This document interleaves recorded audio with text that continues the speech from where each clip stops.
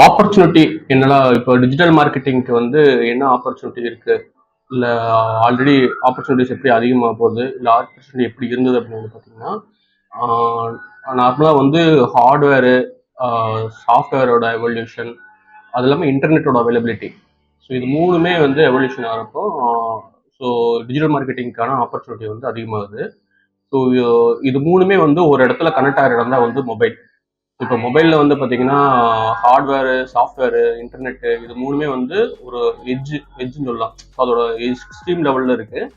அதெல்லாம் ரொம்ப காஸ்ட் எஃபெக்டிவாக இருக்கிறதுனால வந்து பார்த்தீங்கன்னா எல்லாருமே வந்து அவைலபிலிட்டி மொபைல் வந்து எல்லாத்திட்டமே இப்போ இருக்குது அப்படிங்கிறதுனால ஸோ இந்த இடத்துல வந்து ஒரு ஆப்பர்ச்சுனிட்டி கிரியேட் ஆகுது. என்னென்னு வந்து பார்த்தீங்கன்னா மார்க்கெட்டர் வந்து பார்த்தீங்கன்னா கொண்டு போய் அவங்களோட ப்ராடக்டோட அட்வர்டைஸ்மெண்ட்டை கொண்டு போய் காட்டலாம். இது ஒரு ஆப்பர்ச்சுனிட்டி.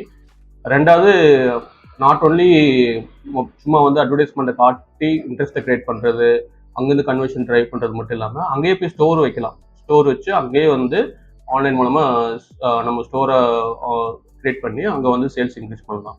ஸோ அது மட்டும் இல்லாமல் ஒரு மார்க்கெட் பிளேஸை பில்ட் பண்ணலாம்.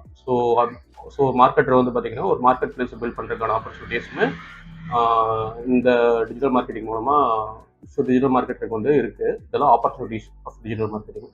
ஸோ அடுத்த வீடியோவில் வந்து இந்த ஆப்பர்ச்சுனிட்டிஸ் எல்லாம் வந்து என்ன பெனிஃபிட்டை கிரியேட் பண்ணுது, ஸோ ஃபார் பிஸ்னஸஸ்க்கு என்ன பெனிஃபிட்டை கிரியேட் பண்ணுது அடுத்த வீடியோவில் பார்க்கலாம்.